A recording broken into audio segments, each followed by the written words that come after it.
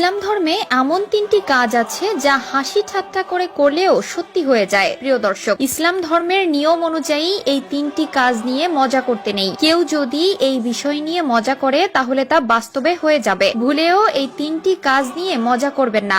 বিভিন্ন হাদিসে এই বিষয়ে সতর্ক থাকতে বলা হয়েছে।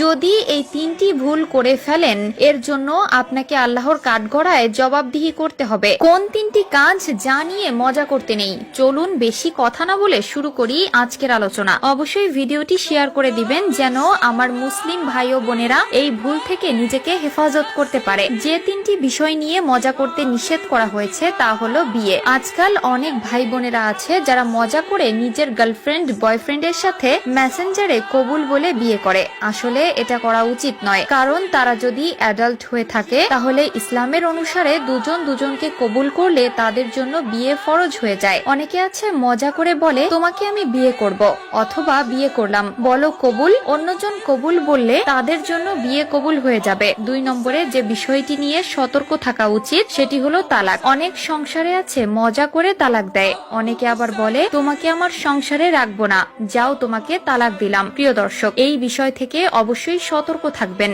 কারণ তালাক এমন একটি সেনসিটিভ বিষয় যে এটি মুখে বললেও তালাক হয়ে যায়। এক ধরনের তালাক আছে আইনগত মেনে, অন্যটি নিজেরা নিজেদেরকে তালাক দিলে। অবশ্যই এমন ধরনের মজা থেকে বিরত থাকবেন। 3 নম্বরে যে বিষয়টি থেকে সতর্ক করা হয়েছে সেটি হলো রাজাত। রাজাত হলো তালাক দেওয়ার পরে ইদ্যতকালের মধ্যে সম্পর্ক স্থাপন করে সংসারে ফিরিয়ে নেওয়া। আজকাল বিয়ে তালাক এগুলো একটি ফ্যাশন হয়ে গেছে। মনে চাইলে তালাক দেয়, আবার মন চাইলে ফিরিয়ে নেয়। এই ভুলগুলো থেকে অবশ্যই নিজেকে দূরে রাখবেন। যতই রাগারাগি ঝগড়া হোক কখনোই তালাক দিবেন না। দুজন দুজনকে মানিয়ে নেওয়ার চেষ্টা করবেন। আল্লাহ তাআলা আমাদের সবাইকে সঠিক বুঝ দান করুক, আমিন। রাসূলুল্লাহ সাল্লাল্লাহু আলাইহি ওয়াসাল্লাম বলেছেন, আমি জাহান্নামে মহিলাদের অনেক আযাবে ভুগতে দেখেছি। তার মধ্যে একজনকে চুলের সাথে উল্টো করে ঝুলিয়ে রাখা হয়েছিল, যার মগজ খুলে খুলে পড়েছিল। তার পাপ ছিল সে মাথার চুল পরপুরুষকে দেখিয়ে বেড়াতো ও বেপরদায় চলাফেরা করত। তিনি আরো বলেন, আমি জাহান্নামে পুরুষদেরকে